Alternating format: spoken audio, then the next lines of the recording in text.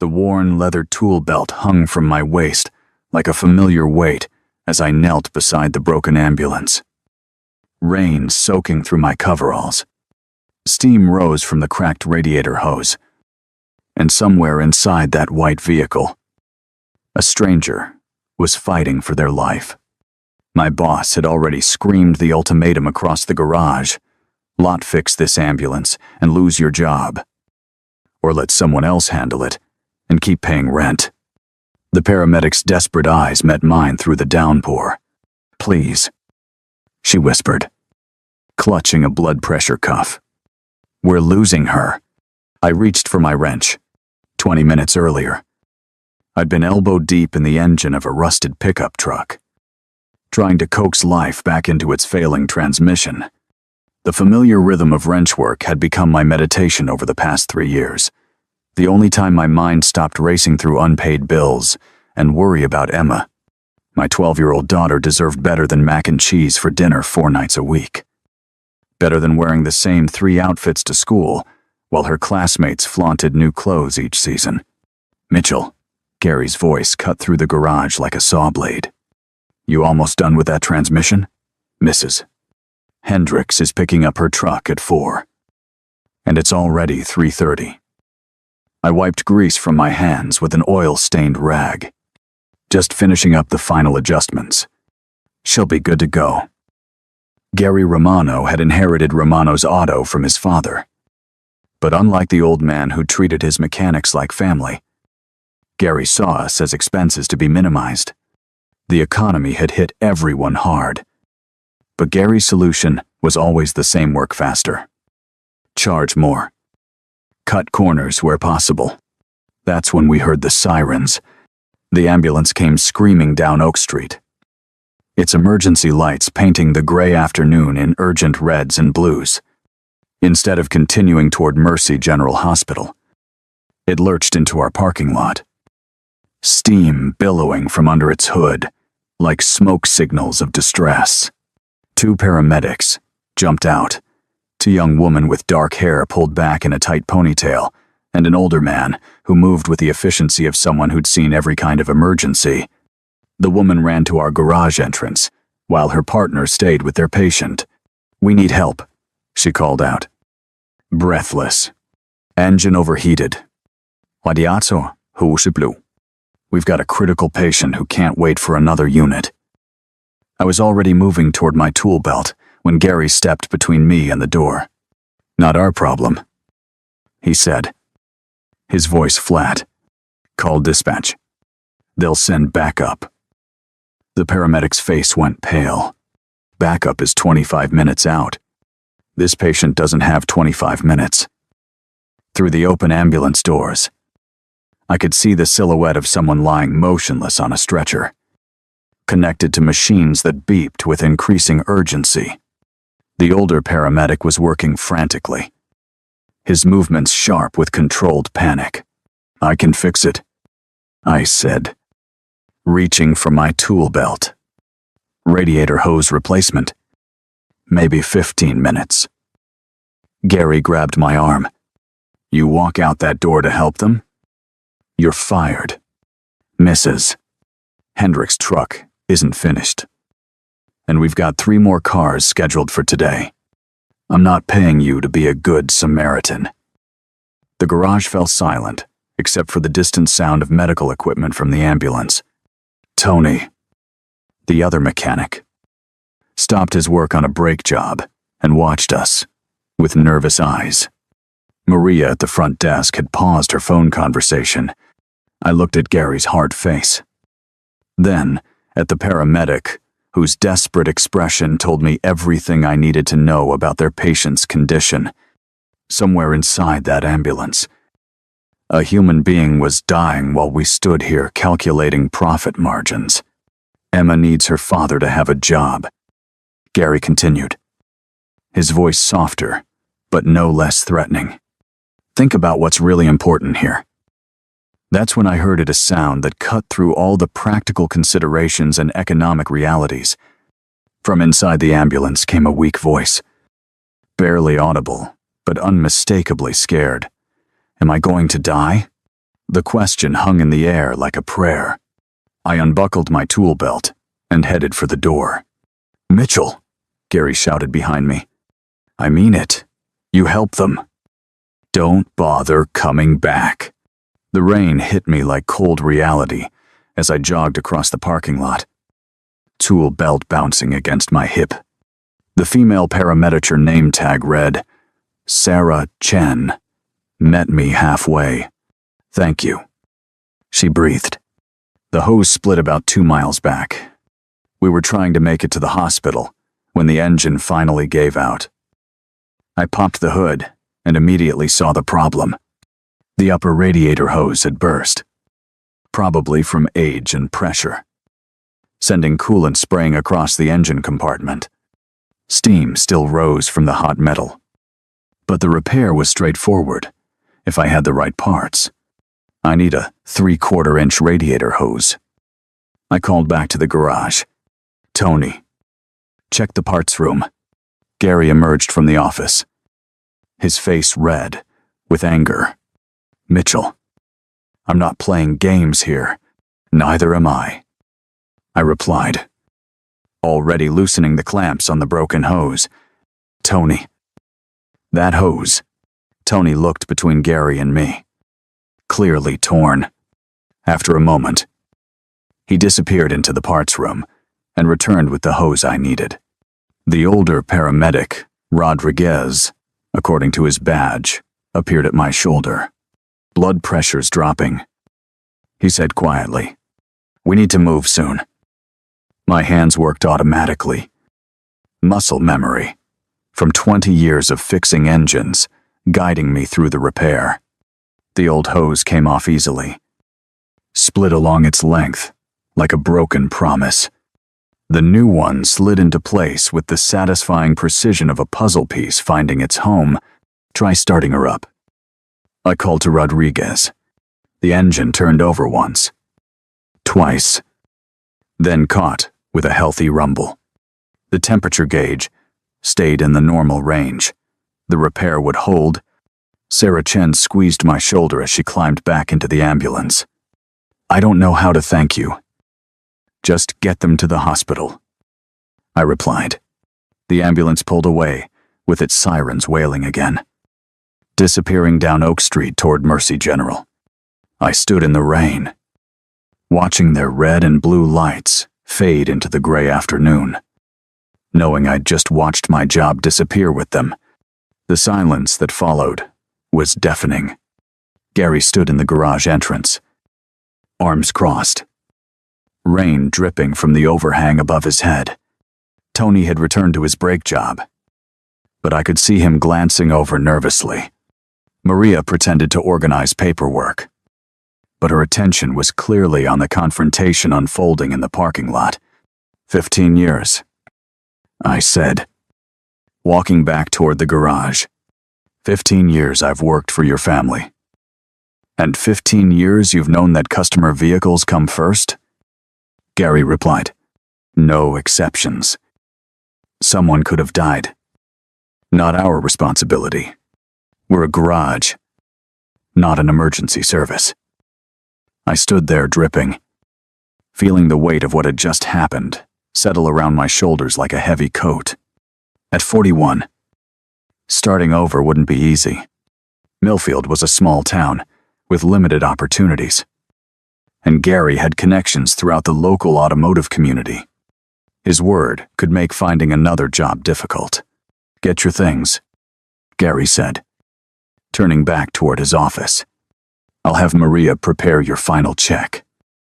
The walk to my locker felt longer than usual. Each step echoed in the cavernous garage, mixing with the sounds of Tony's air wrench and the distant radio playing classic rock. I'd been here so long that my locker contained the accumulated debris of a career spare work shirts. A coffee mug. Emma had made me an art class. Photos of her at various school events. A small toolbox of personal equipment that had traveled with me from job to job. The coffee mug hurt the most. It was ceramic, painted in bright colors, with "World's Best Dad" written in Emma's careful 12-year-old handwriting. She'd given it to me last Father's Day, along with a homemade card that promised she'd always be proud of me no matter what. "This is wrong," Tony said quietly, appearing beside my locker. "What you did out there, that was the right thing. Right things don't always pay the rent," I replied, wrapping the mug carefully in an old shop rag. "Maybe not, but they help you sleep at night." Maria approached with my final paycheck and a sympathetic smile. "Gary's an idiot," she whispered. "There's word that Henderson's shop is looking for someone. I could put in a good word." "Thanks, Maria. I appreciate it." The drive home was a blur of familiar streets and unfamiliar anxiety. Our small rental house sat on Maple Street, a modest 2-bedroom with a front porch that Emma and I had painted yellow last summer. The paint was already starting to peel, but it still looked cheerful against the gray afternoon sky. Emma was at school, which gave me time to figure out how to break the news. At 12, she was old enough to understand the basics of employment and income, but young enough to worry that losing a job meant losing everything. Her mother's death, 3 years ago from cancer, had already taught her that life could change without warning. I sat at our kitchen table, surrounded by the normal chaos of our life school permission slips that needed signing, math homework from the night before, a grocery list dominated by generic brands and bulk items. The ceramic mug sat in front of me, still wrapped in the shop rag, a symbol of the gap between the father Emma deserved and the one I sometimes felt like I was. My phone buzzed with a text from an unknown number. "Mr. Mitchell, this is Sarah Chen from the ambulance today. Wanted you to know, our patient made it to surgery and is stable. Thank you for what you did." Relief flooded through me, followed immediately by a fresh wave of anxiety about the future. I'd helped save someone's life, but I'd also eliminated my family's primary source of income. The nobility of the gesture felt thin against the practical reality of rent and groceries and Emma's constant need for things I couldn't afford. When Emma got home from school, she found me still sitting at the kitchen table, staring at the wrapped mug. "Dad?" She dropped her backpack by the door and studied my face with the intuitive worry that children of single parents develop early. "What's wrong? Come sit down." "Sweetheart." Emma slid into the chair across from me, her dark hair falling across her face in a way that reminded me painfully of her mother. At 12, she was all knees and elbows and fierce intelligence, constantly asking questions about how things worked and why people made the choices they did. "I lost my job today," I said simply.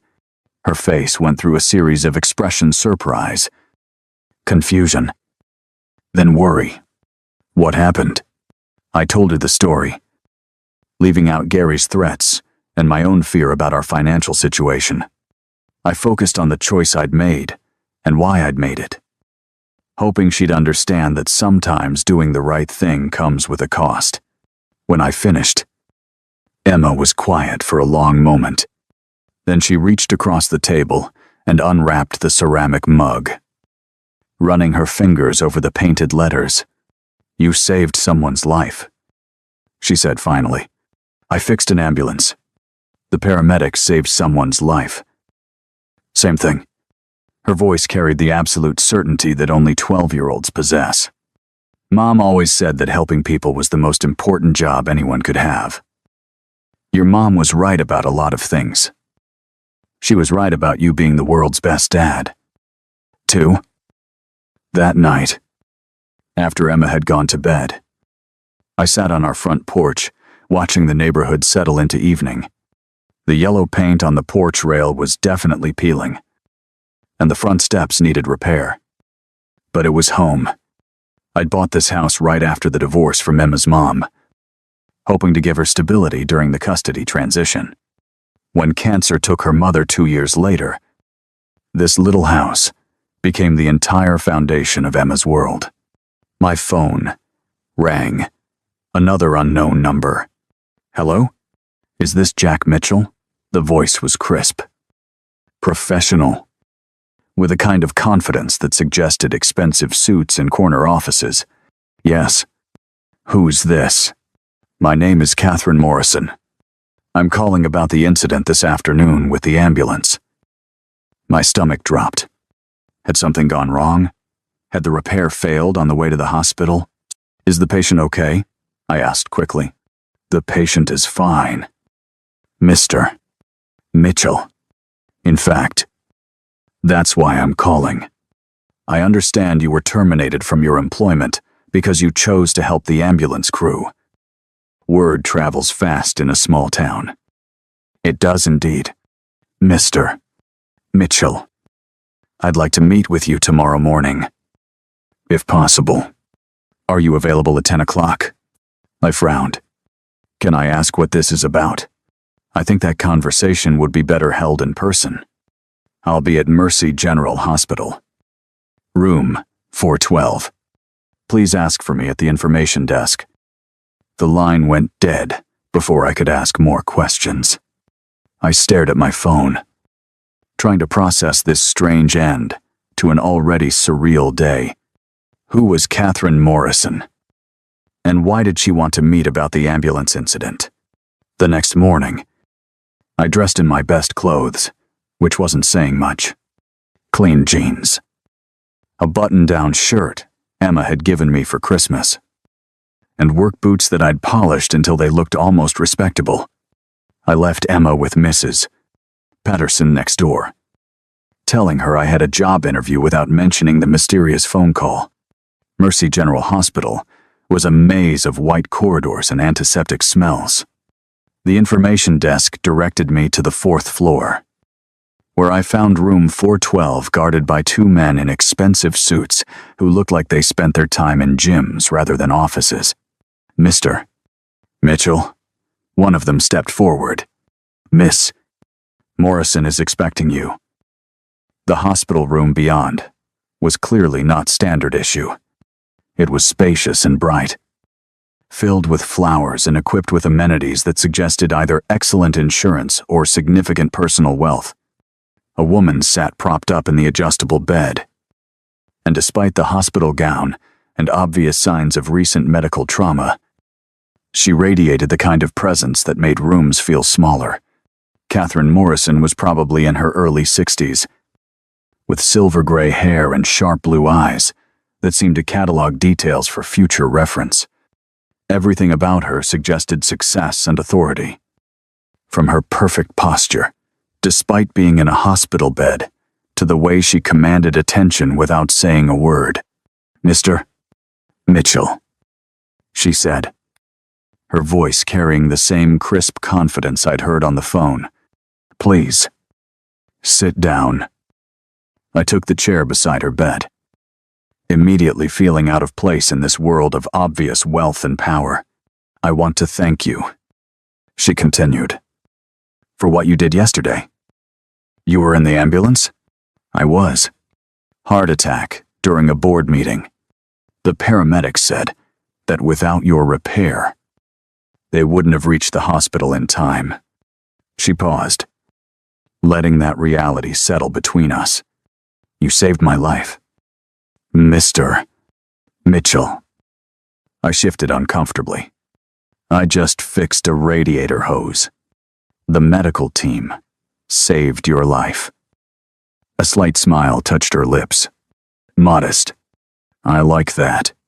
Tell me about yourself, your background, your family.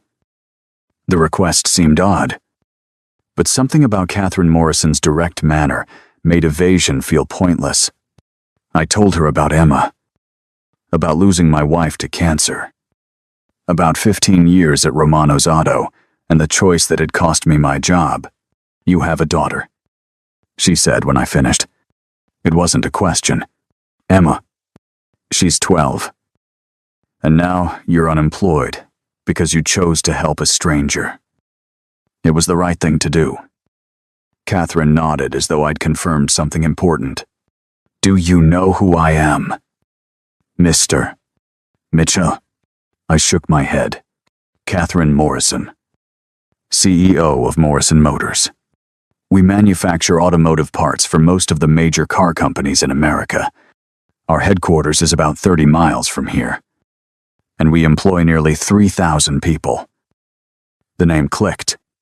Morrison Motors was one of the region's largest employers, known for producing high-quality components and treating their workers well. I'd heard they paid above-market wages and offered excellent benefits. But their hiring standards were reportedly strict. I've built my career on recognizing talent in unexpected places. Catherine continued. People who solve problems under pressure. People who make difficult choices based on principle rather than convenience. She reached for a folder on her bedside table. I'm offering you a position with Morrison Motors, head of our field service division. You'd be responsible for maintaining our fleet of service vehicles and training our mobile repair teams. I stared at her, certain I'd misunderstood. Miss Morrison, I appreciate the offer, but I'm just a mechanic. I fix cars in a garage. You're considerably more than that. Yesterday, under pressure, you made a choice that demonstrated both technical competence and moral clarity. Those qualities are rare, Mr. Mitchell, and valuable. She slid the folder across to me. The salary is $65,000 a year, plus benefits and a company vehicle. There's also a scholarship program for employees' children that would cover Emma's college tuition when the time comes. The numbers in the folder seemed impossible. 65,000 was more than double what Gary had paid me, with benefits that would eliminate most of our financial worries. The scholarship program alone would transform Emma's future. Why me? I asked. There must be hundreds of qualified mechanics you could hire. Catherine's expression grew thoughtful. When I was lying in that ambulance, convinced I was dying, I heard the paramedic radio for help. The response was that backup was 25 minutes away. Then she said, "Wait. Someone's stopping to help us." Her voice grew quiet. In that moment, Mr. Mitchell, you didn't calculate the cost or weigh the consequences. You saw someone who needed help and acted. That kind of instinctive integrity is exactly what Morrison Motors needs. I sat in stunned silence, trying to process this unexpected turn of events. You don't need to decide immediately, Catherine added. Take some time to consider it, but I hope you'll say yes. Companies like ours succeed because of people like you. That evening, Emma and I sat at our kitchen table with the Morrison Motors offer spread between us. The ceramic mug sat in its usual spot, no longer wrapped in a shop rag, but somehow more significant than it had been that morning. Let me get this straight, Emma said, her eyes wide with disbelief. You got fired for helping someone. That someone turned out to be Catherine Morrison.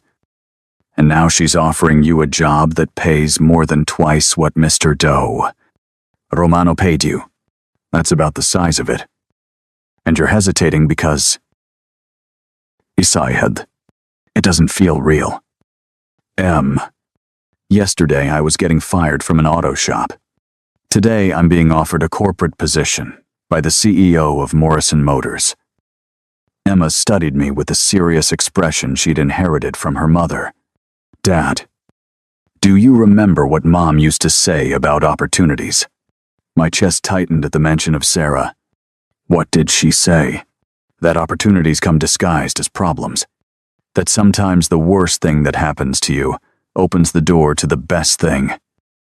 The wisdom in my 12-year-old daughter's words hit me like a physical blow. Sarah had indeed said that. Usually when we were facing some financial crisis or work-related stress, she'd believed deeply in the idea that setbacks were just setups for comebacks.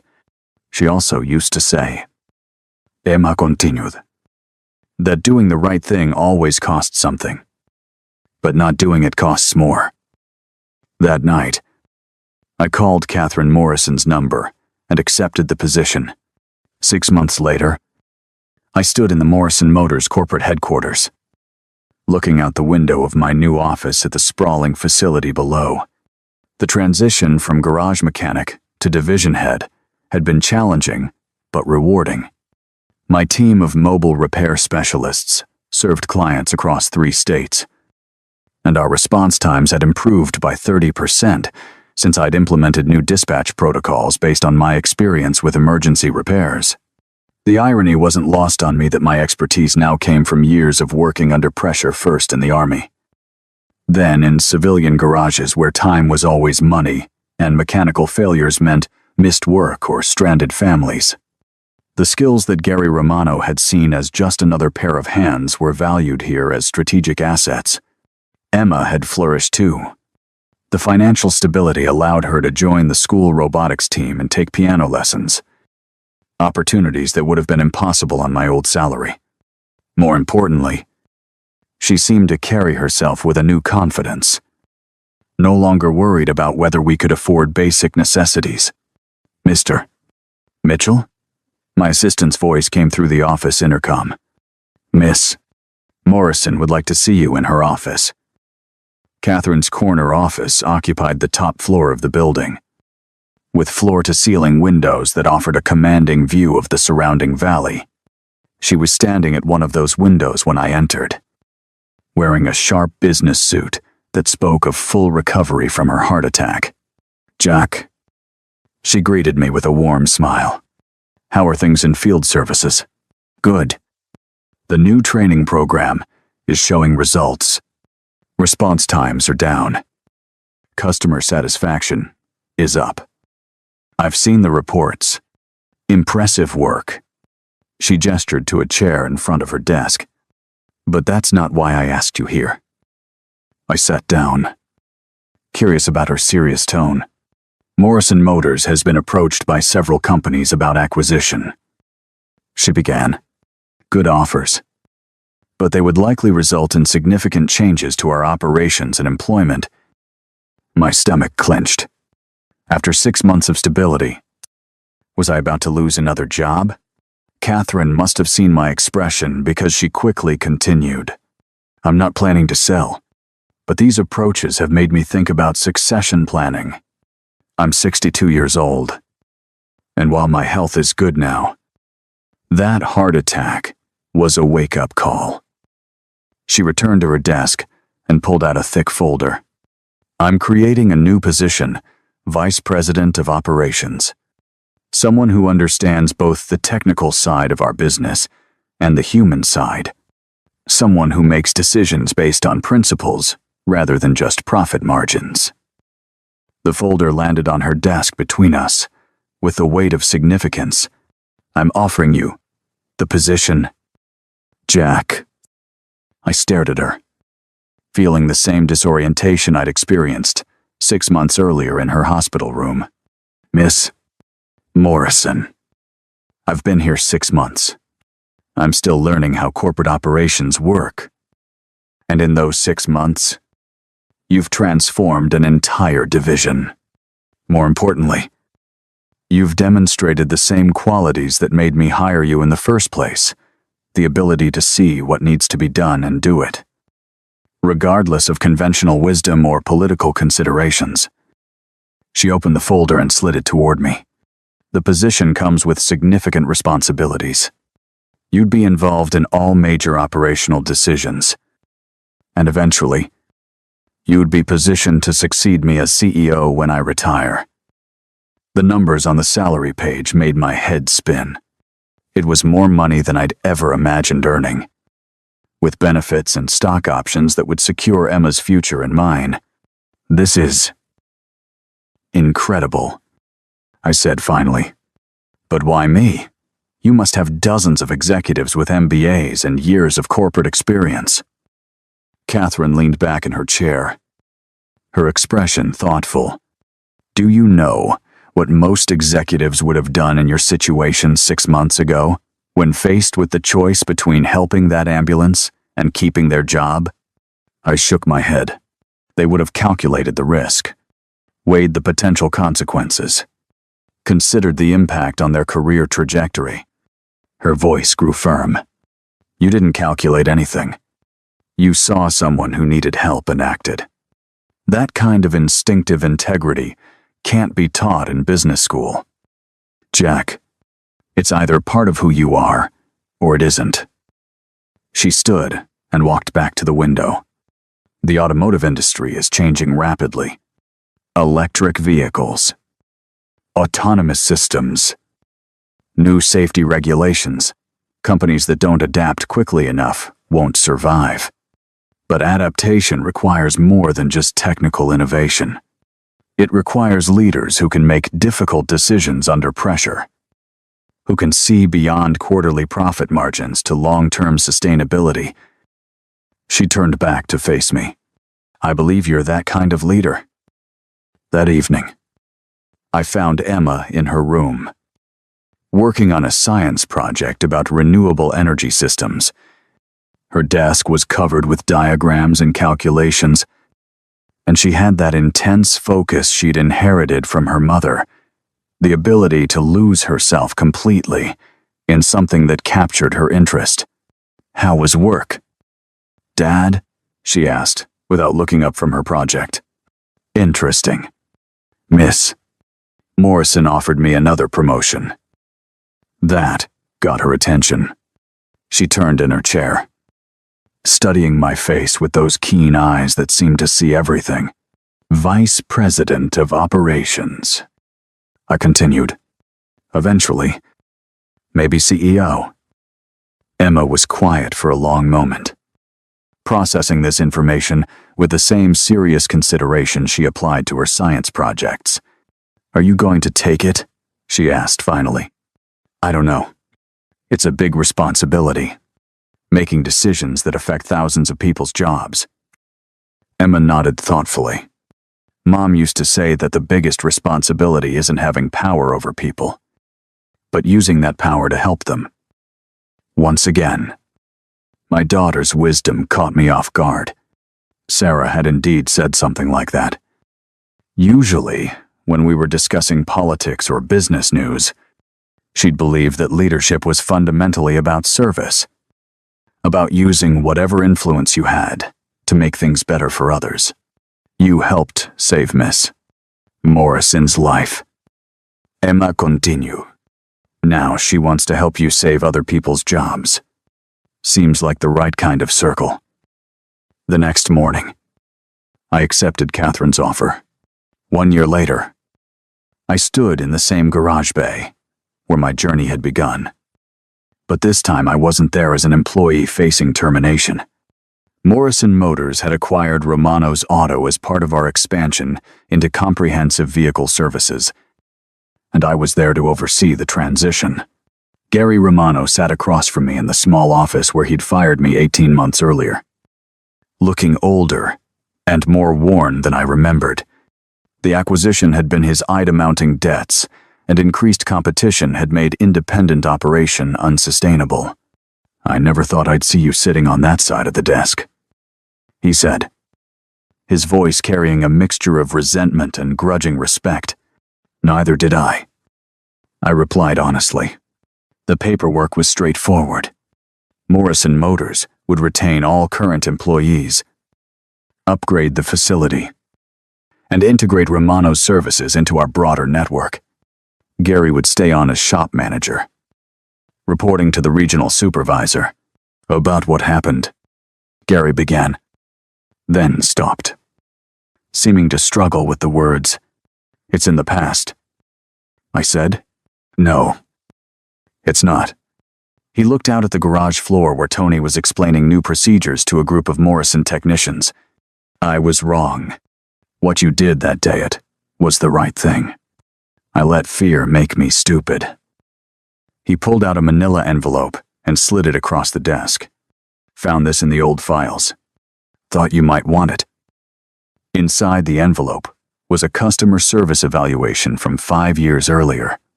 Mrs. Henderson, whose transmission I'd been working on the day I got fired, had written a lengthy praise of my work and character. Jack Mitchell represents everything good about Romano's auto. She'd written, "He's honest, skilled, and genuinely cares about helping people. He fixed my car and refused payment when he learned I was struggling financially. This town is lucky to have people like him." I stared at the letter, remembering Mrs. Henderson and her gratitude when I'd repaired her transmission at cost. Gary had never mentioned receiving this evaluation. I kept that letter in my desk. Gary said quietly, "Read it sometimes when I was having doubts about the business." Reminded me that we were supposed to be helping people, not just making money. He stood and walked to the window overlooking the garage floor. I forgot that lesson somewhere along the way. Started seeing every problem as a threat instead of an opportunity to help. "Running a business is hard," I said. "You were trying to keep people employed by firing the best employee I had." Gary turned back to me, his expression rueful. Funny how trying to save money cost me everything in the end. Before leaving, I walked through the garage one more time. Tony was training new technicians on the equipment, his expertise now valued and appreciated. Maria had been promoted to office manager with a significant raise. The garage itself was being modernized with new lifts and diagnostic equipment. In the parking spot, where the ambulance had broken down, Emma waited in the passenger seat of my company car, reading a book about automotive engineering. At 13, she'd developed a fascination with how things worked, especially mechanical systems. She often spent afternoons in the Morrison Motors engineering labs, asking questions and soaking up knowledge. "All done?" she asked as I got behind the wheel. "All done." "Good. I want to show you something at home." When we arrived at our houseno, longer the small rental, but a larger place in a better neighborhood, Emma led me to the kitchen table, where she'd arranged several items. The ceramic mug she'd made me years ago, now carefully repaired where it had cracked during our move, a photo of her mother holding infant Emma, and a handwritten letter. "I got into the Morrison Motors summer internship program," she announced, holding up the acceptance letter. Pride swelled in my chest. The internship was highly competitive, reserved for the most promising high school students interested in engineering careers. "That's wonderful. Sweetheart, I'm so proud of you. There's more." She picked up the ceramic mug, running her fingers over the painted letters that were now slightly faded but still clearly visible. "I want to study automotive safety systems, design better emergency vehicles, make sure ambulances don't break down when people need them most." The circle of events that had started with that broken ambulance now seemed complete. My choice to help a stranger had not only transformed my own life, but had inspired my daughter to dedicate her talents to helping others in similar situations. "Your mom would be proud," I said, my voice thick with emotion. "She'd be proud of both of us." Emma carefully placed the mug back on the table, in the same spot where it had sat during all our difficult conversations and celebrations. "You taught me that doing the right thing matters more than doing the easy thing." That evening, as I sat on the front porch of our new home freshly painted and in excellent repair, I reflected on the chain of events that had led us here. One moment of choice in the rain, putting someone else's needs above my own security, had transformed not just my life, but the lives of everyone around me. My phone buzzed with a text from Catherine Morrison. "Board meeting went well. Succession plan approved. Congratulations. Future CEO." I smiled and put the phone away. Tomorrow would bring new challenges, new opportunities to make choices that mattered. But tonight, sitting in the warm glow of our porch light, with Emma's acceptance letter still visible through the kitchen window, I felt something I hadn't experienced in years. Complete confidence that whatever came next, we were ready for it. The ceramic mug sat on our kitchen table, no longer just a Father's Day gift, but a symbol of the truth Emma had painted there years ago. Sometimes, being the world's best dad meant risking everything to do what was right. Sometimes those risks transformed into the greatest gifts of all. Just like that rainy afternoon, 18 months ago, when I'd chosen to fix an ambulance instead of protecting my job. The right choice had been the only choice. The rest was just details.